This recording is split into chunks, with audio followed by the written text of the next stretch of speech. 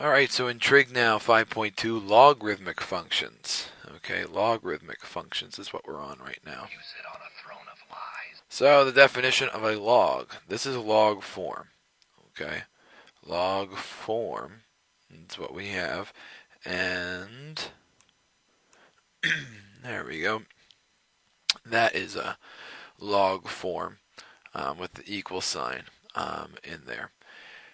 And this is the base that I'll tell you what the base is. A normal base for us is we count in base 10 because we go from digits 0 through 9.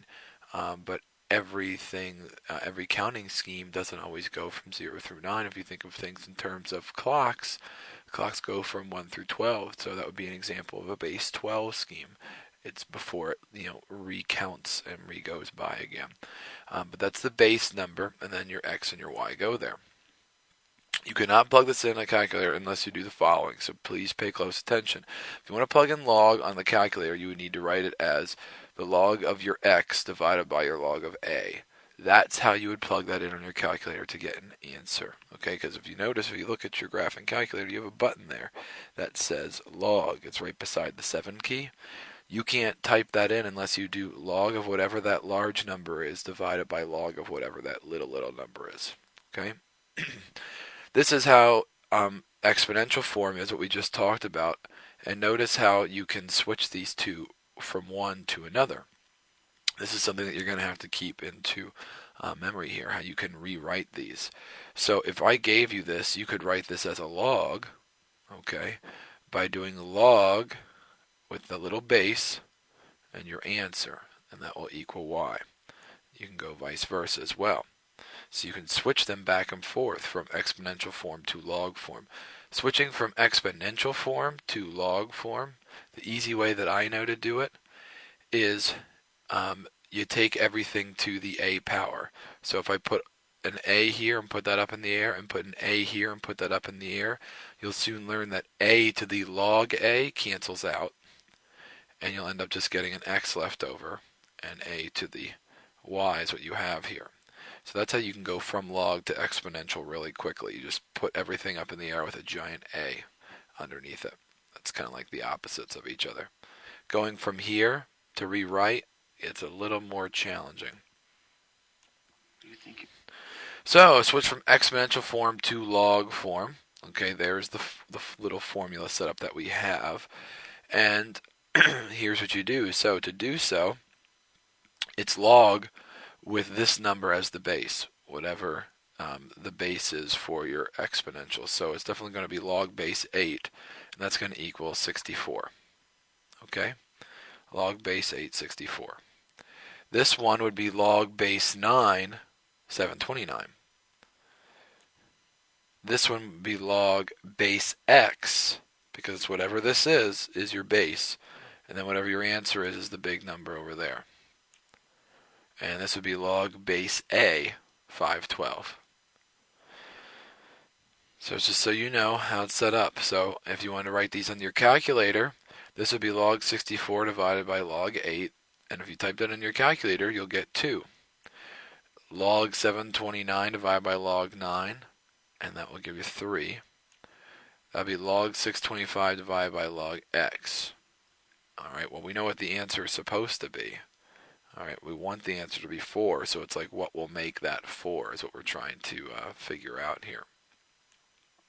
And this would be log 512 divided by log a, and it would equal 9. So how do we get it to equal 9? Is the very important. Correct answer there.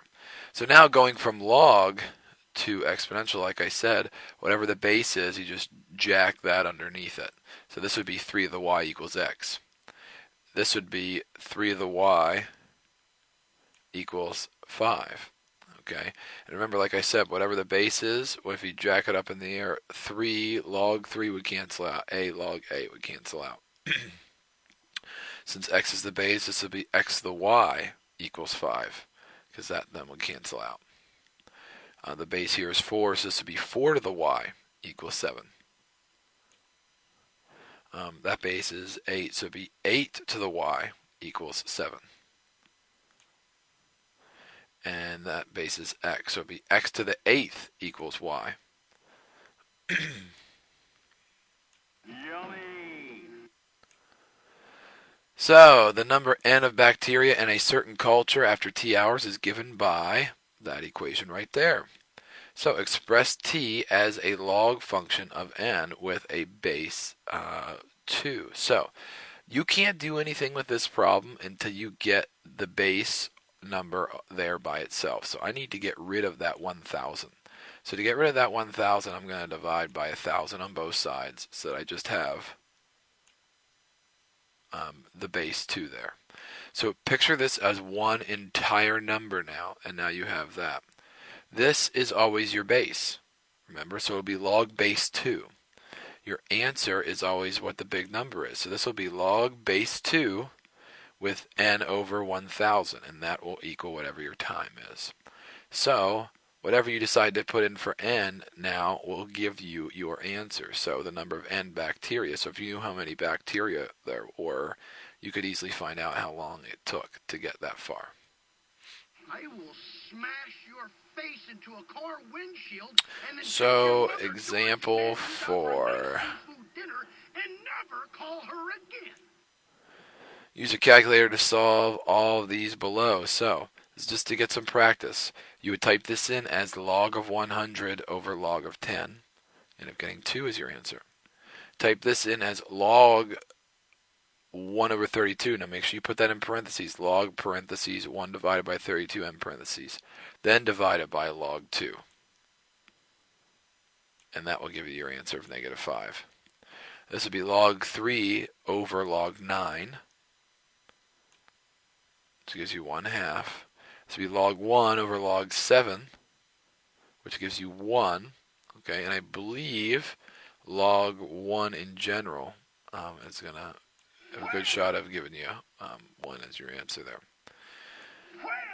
Alright, so some popular little properties of logs to keep in mind to make things easier. Log of some base to the 1 will always give you 0. Whatever the base is, it's always going to give you 0. Or, yeah. So, and the reason being is when you rewrite this into exponential form, it would be a to the 0 equals 1. Well, anything to the 0 power is 1.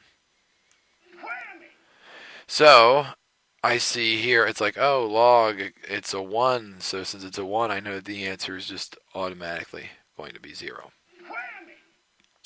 When you have the base number and the large number with the log exactly the same, that's going to give you 1 as the answer. Why? Because if I rewrote this in exponential form, it would be a to the 1 equals a. So I see that those two are the same. I know my answer is going to be 1.